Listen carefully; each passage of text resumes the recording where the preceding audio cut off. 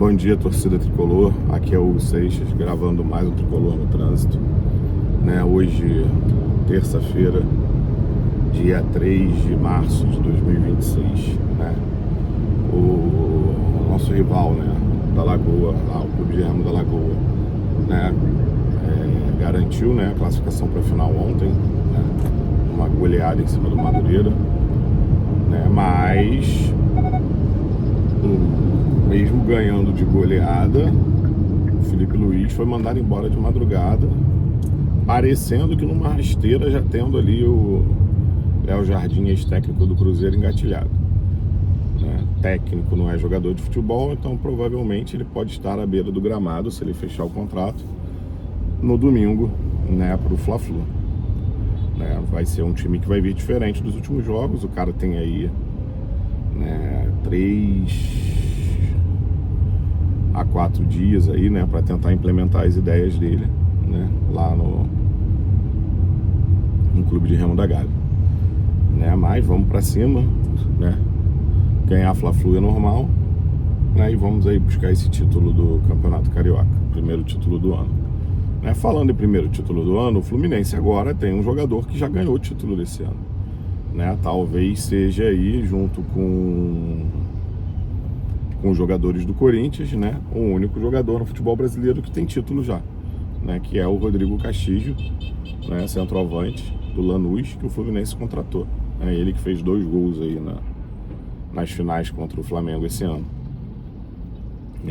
E vem meio que com polêmica, pressionado, é uma coisa que eu não escutei ninguém falando, é uma coisa que se falava na época que o Cris Silva vem pro Fluminense, que parte da pressão em cima do Cris Silva era o valor que ele tinha sido contratado, por ser um lateral desconhecido e tal, e esse Rodrigo Castilho vem com essa pressão, já que parece, pelas notícias que saíram na Argentina, que o Fluminense gastou 8 milhões de dólares no Castilho.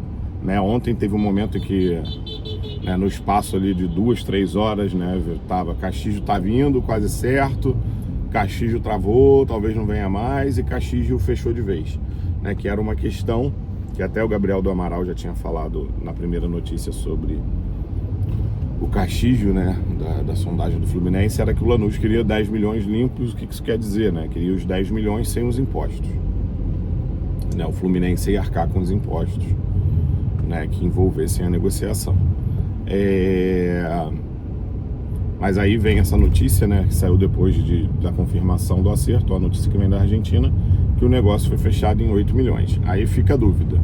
Esses 8 milhões e 10 milhões, será que é 8 e mais alguma coisa para chegar a 10? Algumas variáveis aí, esqueci o nome, como é que fala, algumas metas que se o jogador for atingindo, o Fluminense tem que pagar mais por ele, que nem tem no caso do zagueiro, ou 10 milhões porque o Fluminense está pagando 8 por 80% do jogador, e aí se colocar os impostos dá ali mais ou menos 10 milhões de dólares, ou no final das contas era 8, desde que essa negociação avançou, e o Fluminense não vai pagar os impostos e vai pagar 8 milhões do jogador, a gente não sabe. Eu cheguei a fazer um vídeo, dizendo que o Coelho era a pior opção, e depois eu fui dar uma olhada, e em números o Coelho não seria a pior opção, seria o Castilho, mas eu fico numa questão, com o Castilho, que entre o Coelho e o Castilho, que o Coelho para mim não entregaria uma coisa que o Fluminense não tem, que é o 9 com mais força, o 9 mais alto, o 9, tá certo que o jogador deu entrevista falando que ele gosta de jogar fora da área também, mas um 9 estilo Fred. O Fred também jogava fora da área, ele era mais importante dentro da área, mas ele sabia jogar fora da área, não que eu tô falando que o Castilho vai ser o Fred, tá? Mas é isso, eu acho que falta esse tipo de jogador no Fluminense há um tempo, e agora a gente tem. Se ele vai dar certo aqui ou não, eu não sei. Agora o valor, 8 milhões, um cara de 27 anos que tá fazendo o melhor início de temporada talvez da carreira dele, E ano passado fez a melhor temporada dele, onde ele tem 16 participações em gol, acho que 15 gols e uma assistência, um gol a cada 190 e poucos minutos, uma participação em gol a cada 190 e poucos minutos que ele entregou no passado. Assim, espero que venha e dê certo, Eu acho que como ele tem essa mobilidade, ele encaixa bem no time do Zubeldia, que ele não é um centroavante paradão, né? E é isso. É uma coisa que me alegra na vinda do Castillo, além do fato de ser um tipo de jogador que a gente não tem há muito tempo, né? Ele é diferente do John Kennedy, diferente do Germancano, né? É o fato que o cara que fez 2 gols numa final de, né, tá certo que é uma Recopa Sul-Americana, mostra uma coisa que o Fluminense não tem, que é o jogador decisivo, sabe? Para mim, nesse elenco do time que considerado titular, né, e a gente nem sabe se ele vai ser titular, né, por mais que o JK tenha decidido ali as fases mata-mata da Libertadores de 23, foi só dos outros momentos que a gente precisava de um JK decisivo, a gente não teve, sabe? Que nem os confrontos com o Vasco, seja pela Copa do Brasil, seja agora pelo campeonato carioca, né? Aí acaba que o jogador decisivo é o Ganso que tá no banco, porque ele não é titular, né? Se pensar na estrutura do Fluminense, o Ganso nesse momento realmente ele não tem como ser titular, né? O Acosta, que poderia ser esse cara decisivo, né, principalmente, né, nas 2 semifinais contra o Vasco, né, tanto o Carioca quanto a Copa do Brasil, ele não mostra esse poder de decisão, né? É um jogador que é técnico, sabe bater na bola, e na hora de um pênalti decisivo ele não pega a bola para bater, entendeu? Então, assim, eu acho que o Castillo talvez venha para ser esse jogador decisivo que está faltando no Fluminense. Então eu gosto da contratação, gosto do valor, né? Aí muita gente falou, mas podia pegar um jogador tipo o Dantas, né? Um centroavante mais barato, né? E tudo mais, que talvez fosse entregar a mesma coisa ou mais do que o Castillo pode entregar, já que você tem essa visão que é um cara que tem poucos gols, por ter 27 anos e, sei lá, né? Não ter feito 40 gols na carreira. O jogador que era isso era o Ávalos, que ia custar 3 milhões, tá certo que depois parece que o Independente pode ter pedido um pouco mais. E o Fluminense saiu da negociação e a torcida não queria de jeito nenhum, entendeu? Porque acha que o quê? Mas o Ávalos tinha 35 anos. Sim, o centroavante de 35 anos custa 3 milhões. O Dantas é zagueiro, entendeu? Aí você tá querendo o centroavante vai ser mais caro que um zagueiro. Né? É a lógica do futebol, né? Quanto mais próximo da possibilidade de fazer gol o cara tiver, mais caro ele vai ser, né? Então é isso, ninguém queria o Ávalos, que era um jogador de 3 milhões, né? Então, assim, eu espero que dê certo. O jogador tem valências que eu acho que encaixam no Fluminense e que faltam ao Fluminense, né? E eu acho que tem tudo para dar certo essa contratação, né? E assim, eu acho que não vem para ser titular absoluto, pelo menos na minha visão e na visão, acho que da maioria da torcida, mas vem para disputar a posição com o JK, que nesse momento não vem muito bem, e eu acho que é por uma questão meio de pirraçamento também do John Kennedy, né? Que eu acho que a postura dele muda muito dos outros jogos nesse último jogo, e acho que é porque ele queria bater o pênalti. Aí pra mim tinha que ter dado pra ele, né? Não porque o René vai andando devagar pra bola, outra coisa que já encheu o saco também, né? Ontem, depois do jogo, né? Desde do fim do jogo, o jeito que o René foi pra bola é o jeito que ele foi na disputa de pênalti ano passado, é o jeito que ele cobra pênalti. Ele nunca tinha cobrado com a bola rolando, entendeu? Talvez haja uma diferença tanto pro goleiro quanto pro jogador, né? Ou esse momento de cobrança de pênalti, né? Com certeza tem diferença no psicológico, entendeu? Ele foi pra cobrança como ele foi ano passado. Ano passado deu certo, todas as outras vezes que ele bateu em cobrança de pênalti deu certo, e ele não deu. É o jeito que o cara bate pênalti, né? Mas enfim. E a outra contratação é o Midjan, né, o zagueiro que joga pela esquerda, que parece que é um jogador que sai bem com a bola e tudo mais, né, mas parece que sabe escolher o momento de arriscar, né, a jogada conduzindo ou dando lançamento, diferente da visão que se tem do Freitas, né? Lembrando que o Freitas nos últimos jogos, né, tanto quanto o Palmeiras, tanto quanto o Vasco, o Freitas começou a escolher o mais simples. O problema é que mesmo ele escolhendo o mais simples, ele estava sendo vaiado, né? Ele jogando simples, tocando pro Fábio, coisa que o senhor Thiago Silva era mestre em fazer e deixar o Freitas na furada, né? Tendo que resolver o que fazer com a bola, já que no momento mais livre o Thiago Silva não dava chutão, não dava lançamento, não arriscava a jogada, recuava pro Freitas ou recuava pro Fábio, né? Mas eu espero que o Midjan venha, consiga dar pelo menos uma tranquilidade por um tempo para a torcida, para não qualquer coisa que acontecer na defesa, a torcida não tá vaiando o time, né? Eu acho que o Fluminense acaba no final da janela fazendo 2 boas contratações, tá? Que eu acho que faz com que as pessoas, né, enxerguem que a janela do Fluminense desse ano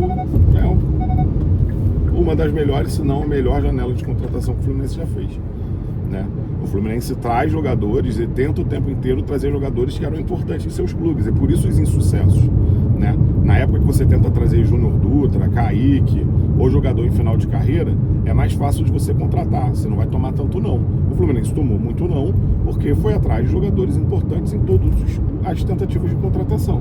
O Fluminense estava sempre tentando tirar o jogador que tinha alguma idolatria no clube, que tinha conquistado títulos pelo clube, né? Ou os jogadores que eram titulares indiscutíveis em seus clubes, entendeu?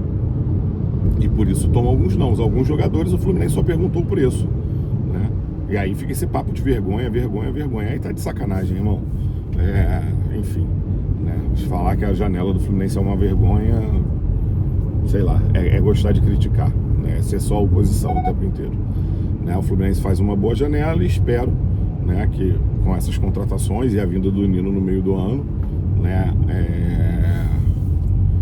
a gente consiga conquistar títulos grandes, né? Uma outra questão que está se discutindo, mas essa questão do Nino, né, será que agora vem mesmo assim, e o outro 9? Eu acho que é o seguinte, eu acho que o Nino o Fluminense vai tentar de qualquer forma, né? E acho que o Nino vem pro Fluminense, eu mantenho essa fala, né? Agora o 9 depende de como as coisas vão acontecer.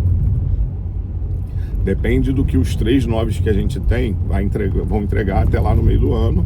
E pode ser que chegue o meio do ano e a gente não ache necessário, né, trazer um jogador grande, né?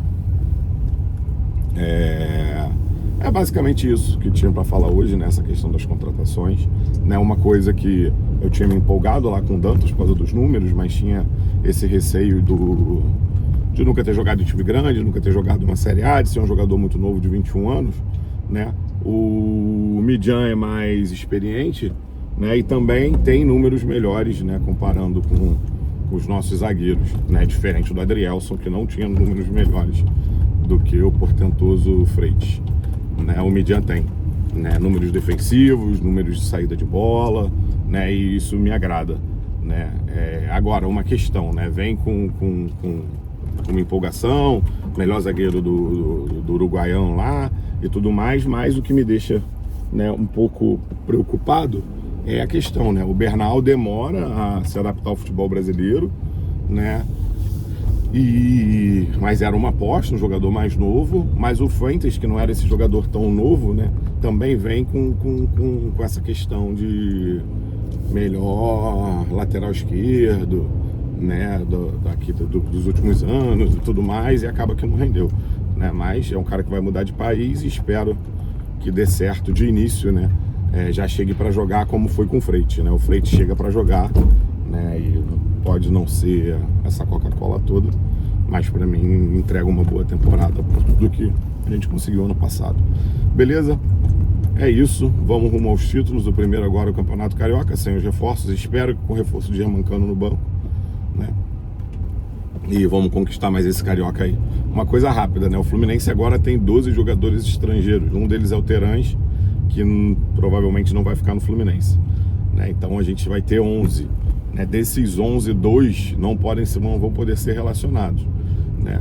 Talvez aí com a chegada do Midjan, né, deem uma afastada no Freitas, né? Castilho e Germancano não vão ficar no banco ao mesmo tempo. Eu acho ruim. Acho sacanagem com o Germancano, mas enfim. Mas também não sei como é que tá a questão física do Germancano, né? Soteldo ou Santi Moreno não vão ficar no banco, ou talvez os dois, e aí fica o Germancano, né? Mas aí a gente passa a ter só o Savarino na ponta no banco, né? Não sei, essa questão aí, né, é uma coisa pro Zubeldia tentar administrar da melhor forma possível também, para não se criar um problema dentro do elenco. Valeu, saudações tricolores. Domingo é dia de fazer o urso.